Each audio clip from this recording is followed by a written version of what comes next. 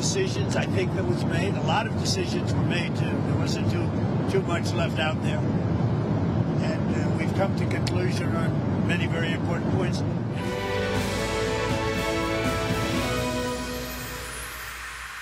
Pemirsa, Presiden Amerika Serikat Donald Trump dan Presiden China Xi Jinping dalam pertemuan di Korea Selatan pada hari Kamis 30 Oktober lalu sepakat mengambil langkah untuk meredakan perang dagang antara kedua negara. Kesepakatan tersebut antaranya mencakup pengurangan sebagian tarif impor Amerika Serikat dan pembelian produk pertanian dari Amerika Serikat oleh China. Presiden Amerika Serikat Donald Trump dan Presiden China Xi Jinping dalam pertemuan di Korea Selatan pada Kamis 30 Oktober 2025 sepakat mengambil langkah untuk meredakan perang dagang antara kedua negara. Keduanya menyepakati pengurangan sebagian tarif impor Amerika Serikat dan pelonggaran ekspor sebagai imbalan atas keputusan Beijing menunda pembatasan baru terhadap ekspor mineral tanah jarang dan melanjutkan pembelian kedelai dari Amerika.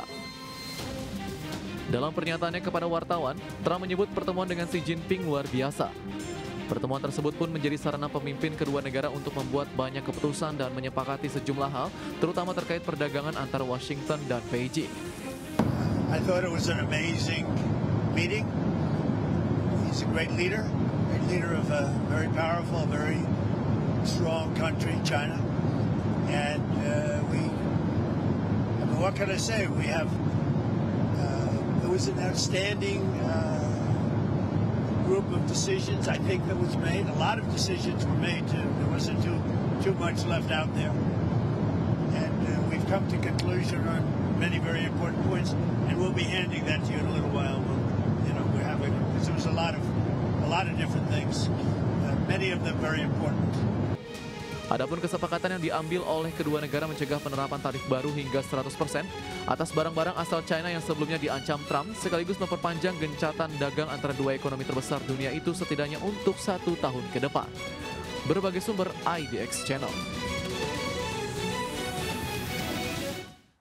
Bank Sentral Eropa ECB mempertahankan suku bunga di level 2% untuk kali ketiga berturut-turut pada pertemuan Oktober 2025 dan tidak memberikan petunjuk tentang langkah selanjutnya karena menikmati periode inflasi rendah dan pertumbuhan stabil di tengah turbulensi perdagangan.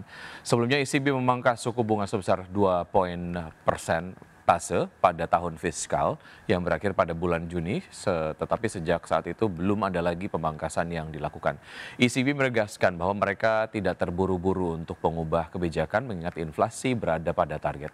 Dalam konferensi pers, Presiden ECB Christine Lagarde mengatakan bahwa kesepakatan perdagangan baru-baru ini termasuk pengumuman terbaru Amerika Serikat tentang pemangkasan tarif terhadap China setelah Presiden Donald Trump bertemu dengan Presiden China Xi Jinping telah menurunkan beberapa risiko penurunan ekonomi global meskipun ketidakpastian utama masih tetap ada.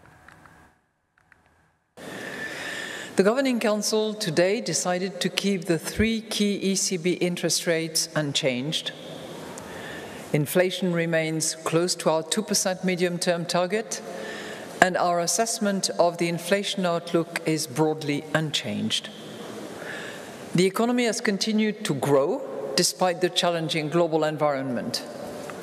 The robust labor market, solid private sector balance sheets, and our past interest rate cuts. Ya, indeks harga saham gabungan atau IHSG ditutup menguat terbatas usai naik ke level 8.200-an secara intraday di perdagangan di hari Kamis. Saham Gotoh menjadi salah satu penopang IHSG yang ditutup melesat 7% usai rilis kinerja kuartal 3 tahun 2025. Indeks harga saham gabungan ditutup menguat 0,22% di level 8.184,06 di akhir perdagangan Kamis.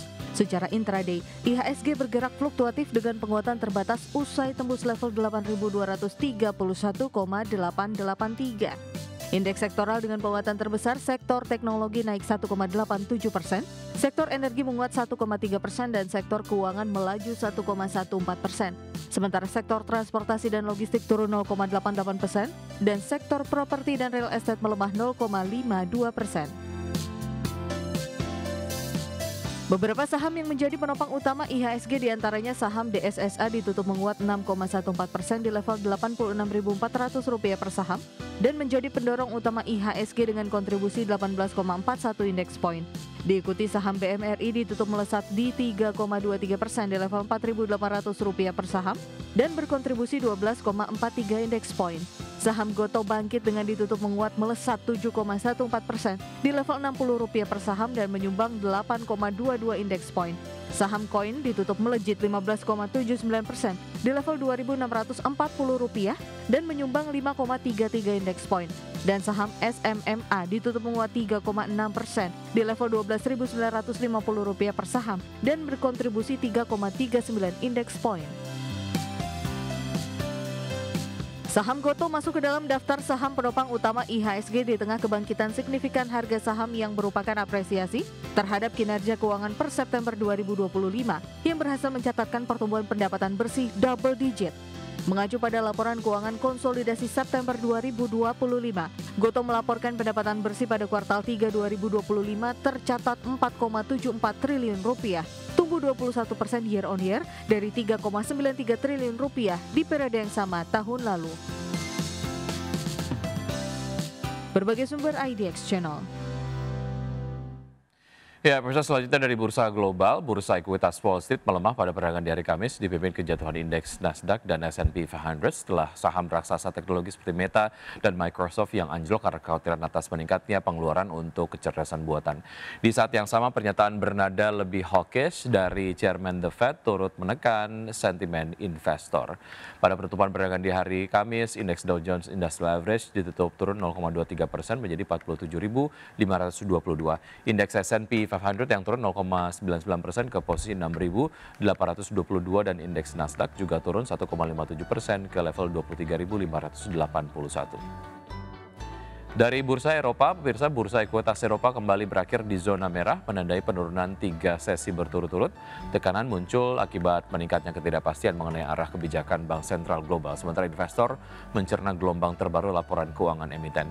Stock 600 terkoreksi 0,1% menjadi 574,83, DAX Jerman melemah 0,02% ke posisi 24.118 dan indeks CAC 40 Prancis yang menyusut 0,53% ke level 8.157.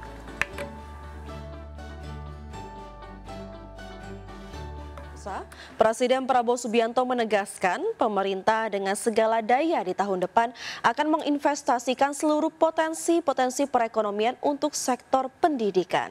Ya, salah satu potensi keuangan negara yang akan diinvestasikan secara besar-besaran yakni uang hasil penyitaan negara dari berbagai kasus kejahatan termasuk kasus korupsi, di mana pemerintah akan menyita seluruh aset koruptor dan kemudian dialokasikan untuk sektor pengembangan pendidikan. Menurut Presiden, pendidikan merupakan kunci utama menuju masa depan bangsa yang lebih baik. Kepala negara menentukan ataupun menekankan bentuk investasi di sektor pendidikan seperti merenovasi sekolah dan menjalankan program sekolah rakyat untuk kemajuan sumber daya manusia.